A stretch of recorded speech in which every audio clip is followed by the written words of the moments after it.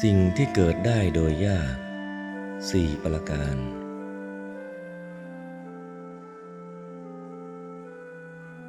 พระศาสดาทรงอาศัยนครพาราณสี ประทับอยู่โคนไม้ซีก7 ต้น ทรงปรารภพญานาค ชื่อเอละกะปัตตะ ตรัสพระธรรมเทศนานี้ว่า กิจโฉ มนุสสปฏิลาโภ เป็นต้น ทราบว่าในศาสนาของพระกัสสปะสัมมาสัมพุทธเจ้าในการก่อน พญานาคนั้นเป็นภิกษุหนุ่มขึ้นเรือไปในแม่น้ำคงคา ยึดใบตะไคร้น้ำก่อหนึ่ง เมื่อเรือแม้แล่นไปโดยเร็วก็ไม่ปล่อย ใบตะไคร้น้ำขาดไปแล้วภิกษุหนุ่มนั้นไม่แสดงอาบัติด้วยคิดว่านี้เป็นโทษเพียงเล็กน้อย แม้ทำสมณธรรมในป่าสิ้น20,000 ปี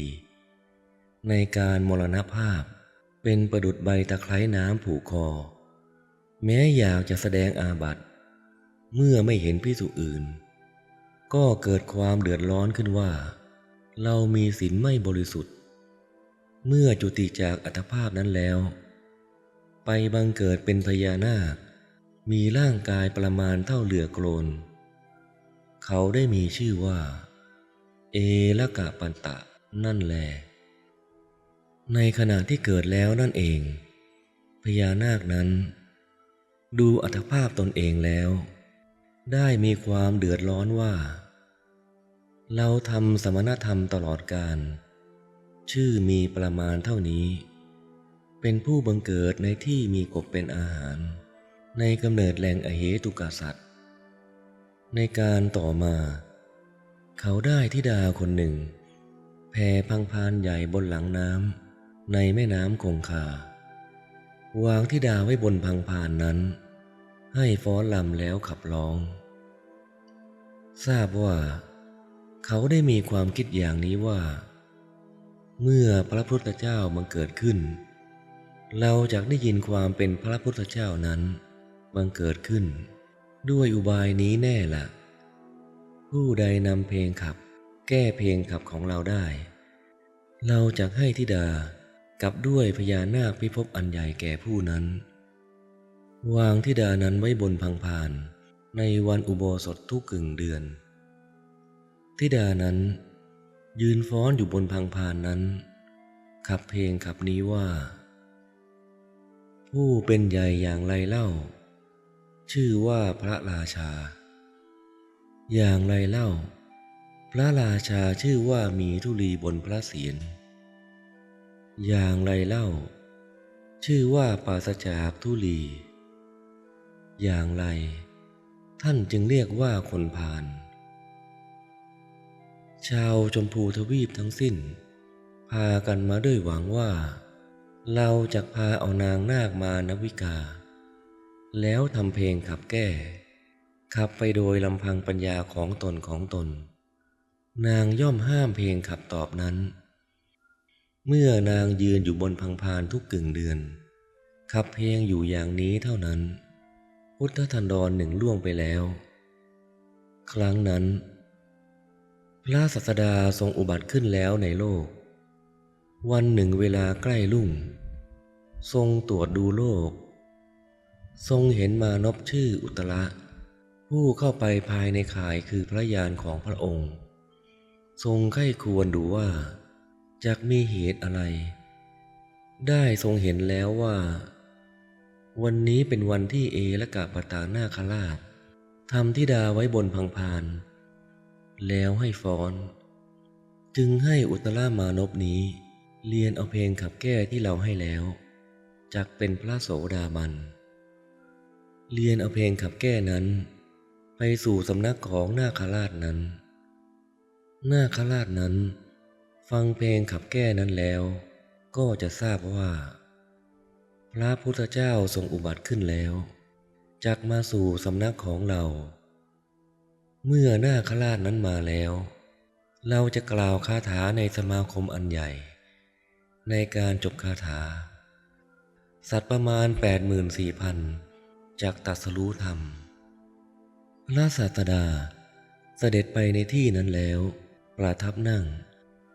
ณโคนต้นซีกต้นหนึ่งที่มีอยู่ไม่ไกลจากเมืองพาราณสี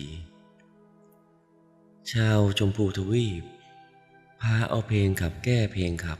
ไปประชุมกันแล้วพระศาสดาทอดพระเนตรเห็นอุตรามานพกำลังไปในที่ไม่ไกลจึงตรัสว่า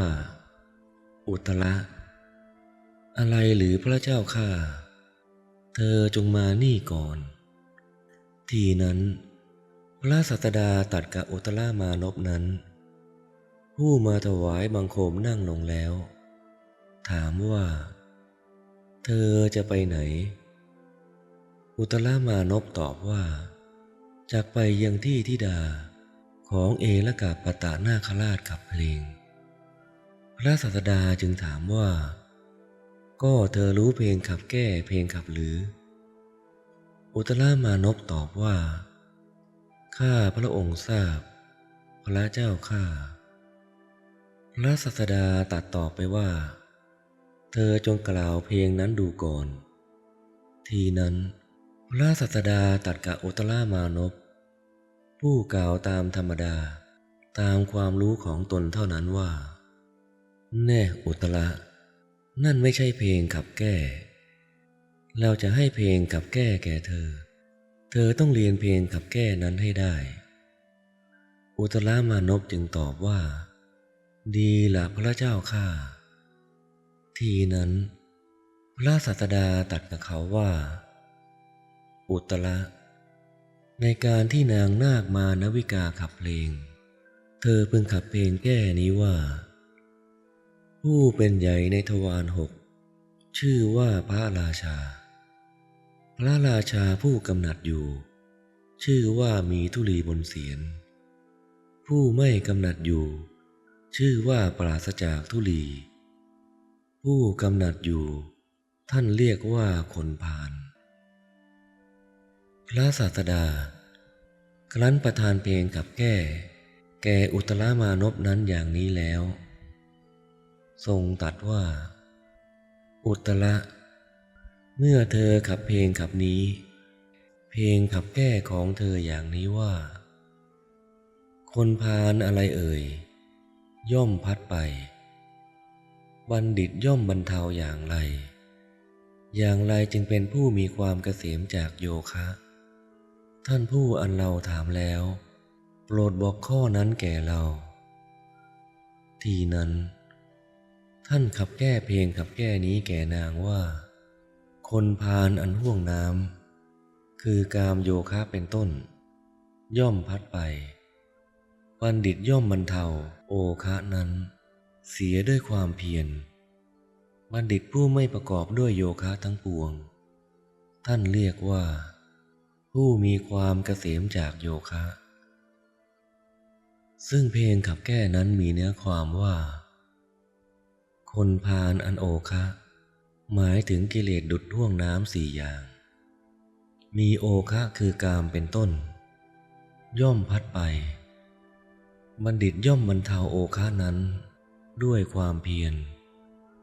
กล่าวคือสัมมาประธานความเพียรอันตั้งไว้ชอบบัณฑิตนั้นไม่ประกอบด้วยโยคะทั้งปวงคือมีโยคะคือกามเป็นต้นท่านเรียกชื่อว่าผู้มีความเกษมจากโยคะอุตรามานพนั้นเมื่อกำลังเรียนเพลงขับแก้นี้ทีเดียวดำลงอยู่ในโสดาปัตติผลเขาเป็นโสดาบันเรียนคาถานั้นไปแล้วกล่าวว่าผู้เจริญฉันนำเพลงขับแก้เพลงขับมาแล้วพวกท่านจงให้โอกาสแก่ฉันได้คุกเข่าไปในท่ามกลางมหาชนที่ยืนยัดเยียดกันอยู่แล้วนางนาคมานวิกายืนฟ้อนอยู่บนพังพานของพระบิดา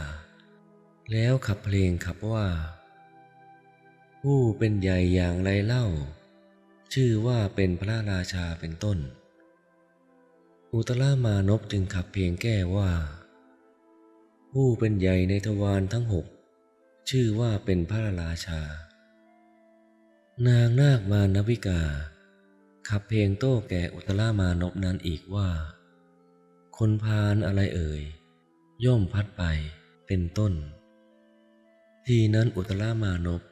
เมื่อจะขับเพลงแก้แก่นางจึงกล่าวคาถานี้ว่า คนพาลอันห่วงน้ำย่อมพัดไปดังนี้เป็นต้น ฝ่ายนาคราชพอฟังคาถานั้นทราบความทันทีว่าพระพุทธเจ้าบังเกิดขึ้นแล้วดีใจว่าเราไม่เคยฟังชื่อบทเห็นปานนี้ตลอด1 พุทธธันดรแล้วอุทานว่าผู้เจริญพระพุทธเจ้าบังเกิดขึ้นในโลกแล้วหนอจึงเอาหางฟาดน้ำคลื่นใหญ่เกิดขึ้นแล้วทั้งสองฝั่งพังลงแล้วพวกมนุษย์ในที่ประมาณอสภะหนึ่งแต่ฝั่งนี้และฝั่งโน้นจมลงไปในน้ำนาคราชนั้นยกมหาชนมีประมาณเท่านั้นวางไว้บนพังพานแล้วจึงตั้งไว้บนบกนาคราชนั้นเข้าไปหาอุตรามานพแล้วถามว่าแน่นายพระศาสดาประทับอยู่ที่ไหนอุตรามานพตอบว่าประทับนั่งที่โคนไม้ต้นหนึ่งมหาราชนาคราชนั้นกล่าวว่ามาเถิดนายพวกเราจะพากันไปแล้วได้ไปกับอุตรามานพฝ่ายมหาชนก็ได้ไปกับเขาเหมือนกันนาคนั้นไปถึงเข้าไปสู่ระหว่างพระรัศมีมีฉัพพันธลังสี6ถวายบังคมพระศาสดาแล้วได้ยืนร้องไห้อยู่ลำดับนั้นพระศาสดาตรัสกับนาคราชนั้นว่านี่อะไรกันมหาบพิตรนาคราชตอบว่าพระเจ้าข้าพระองค์เป็นสาวกของพระพุทธเจ้าผู้เช่นกับด้วยพระองค์ได้ทำสมณธรรมสิ้น20,000 ปีแม้สมณธรรมนั้นก็ไม่อาจเพื่อจะช่วยข้าพระองค์ได้ข้าพระองค์อาศัยเหตุสักว่าให้ใบตะไคร้น้ำขาดไปมีประมาณสักเล็กน้อยถือปฏิสนธิในอเหตุกาสัตว์เกิดในที่ที่ต้องเลื้อยไปด้วยอกย่อมไม่ได้ความเป็นมนุษย์เลยไม่ได้ฟังพระธรรมไม่ได้เห็นพระพุทธเจ้าผู้เช่นกับพระองค์ตลอดพุทธธันดร1พระศาสดาทรงสดับถ้อยคำของนาคราชนั้นแล้วตรัสว่ามหาบพิตรชื่อว่าความเป็นมนุษย์นั้นหาได้ยากนักการฟังพระสัทธรรมก็อย่างนั้นการอุบัติขึ้นแห่งพระพุทธเจ้าก็หาได้ยากเหมือนกันเพราะว่าทั้ง3อย่างนี้บุคคลย่อมได้โดยลำบากยากเย็นเมื่อจะทรงแสดงธรรมตรัสพระคาถานี้ว่าชื่อว่าความเป็นมนุษย์นั้นจึงชื่อว่าเป็นการยากคือหาได้ยากเพราะความเป็นมนุษย์บุคคลต้องได้ความพยายามมากด้วยกุศลมากถึงชีวิตของสัตว์ทั้งหลายก็ชื่อว่าเป็นอยู่ยากแม้การฟังพระสัทธรรมก็เป็นการยากอันหนึ่งถึงการอุบัติขึ้นแห่งพระพุทธเจ้าทั้งหลายก็เป็นการยากเหมือนกันคือได้ยากยิ่งนักเพราะอภินิหารสำเร็จด้วยความพยายามมากและการอุบัติขึ้นแห่งท่านผู้มีอภินิหารอันสำเร็จแล้วเป็นการได้โดยยากด้วยพันแห่งโกรธกับแม้มิใช่น้อยในการจบเทศนาเหล่าสัตว์ 84,000 ได้ตรัสรู้ธรรมแล้วฝ่ายนาคราชควรจะได้โสดาปัตติผลในวันนั้นแต่ก็ไม่ได้เพราะข้าที่ตนเป็นสัตว์เดรัจฉาน นาคราชนั้น ถึงภาวะคือความไม่ลำบากในฐานะทั้งห้ากล่าวคือ การปฏิสนธิ การล่อคราบ การวางใจ แล้วก้าวลงสู่ความหลับ การเสพเมถุนกับด้วยนางนาคผู้มีชาติเสมอกัน และจุติที่พวกนาคถือเอาสรีระแห่งนาคนั่นแหละ